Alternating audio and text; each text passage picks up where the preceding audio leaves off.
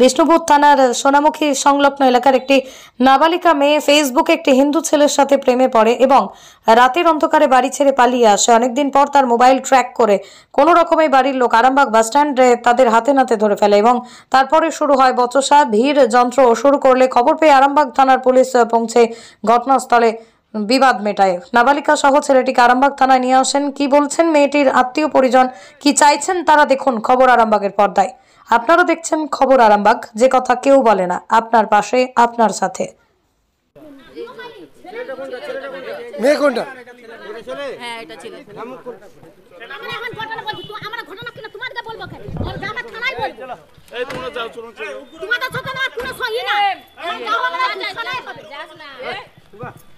যাস না। চলো, চুপচাপ চলো। আমার সাথে কেউ যোগাযোগ করে না।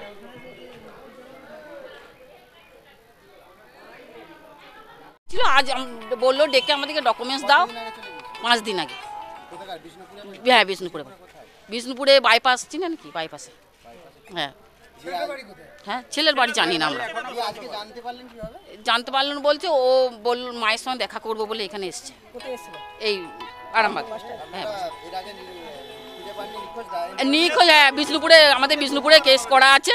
এই থানা তো ফোন করে দেবে, এই যে আমরা এসছি ফোন করে দেবে, সব করা আছে। মেয়ে 17+, 17 বছর 3 মাস, না 18 বছর হয়নি। এই মাধ্যমিক দিবে, জানি না, রাত্রের বেলায় বেরিয়ে গিয়েছিল। হ্যাঁ, রাত্রের বেলায় বেরিয়ে গিয়েছিল। হিন্দু ছেলেটা কি করে মেনে নেবো? মেনে নেওয়া যাবে না। 18 বছর হতো, নিজস্ব বাক স্বাধীনতা থাকতো না, ও যায়।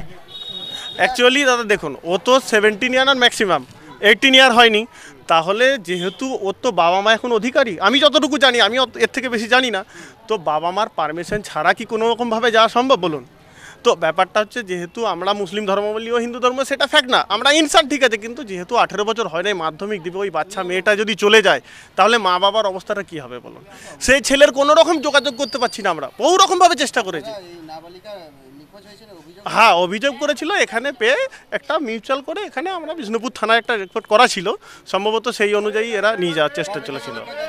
হ্যাঁ, ডিটেলসে ছেলের মা বাবা, আমি অ্যাকচুয়ালি ওদের বাড়ির গ্রামের সদস্য, খুব বাড়ি ছেলেটার মুখে সেই প্রথম থেকেই, মানে আমরা পুলিশে যেটুকু বা আমরা শুনেছি, যেটা নেট দেখা গিয়েছিল, ফোনের লোকেশন পান্ডুয়া পর্যন্ত বলেছে, এটা শোনা কথা, আমি বাট কনফার্ম না।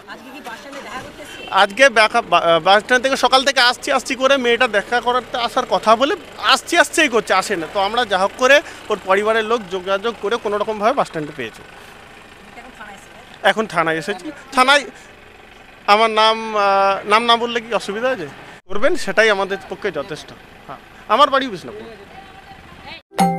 তন্ত্র মন্ত্র করে দেখি, তার ভিতরে তুমি না। তন্ত্রমন্ত্রে আমরা বিশ্বাসী নই, মানব প্রেমে বিশ্বাসী।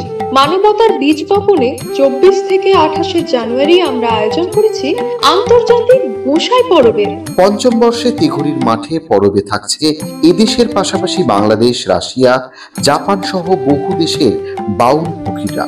থাকবে পুরুলিয়ার ছোয়ের মুখোশ থেকে খোয়াইয়ের হাট, হস্তশিল্পের সম্ভার, বাংলাদেশের নকশি কাঁথা, পিঠে ফুলের স্টল। মানুষের মধ্যে ঈশ্বরের অস্তিত্ব খুঁজতে সামিল হন আমাদের সকলের উৎসবে। শাস্ত্র গ্রন্থ পড়ি যত, আরো দূরে সরে যাই, আরো দূরে সরে যাই।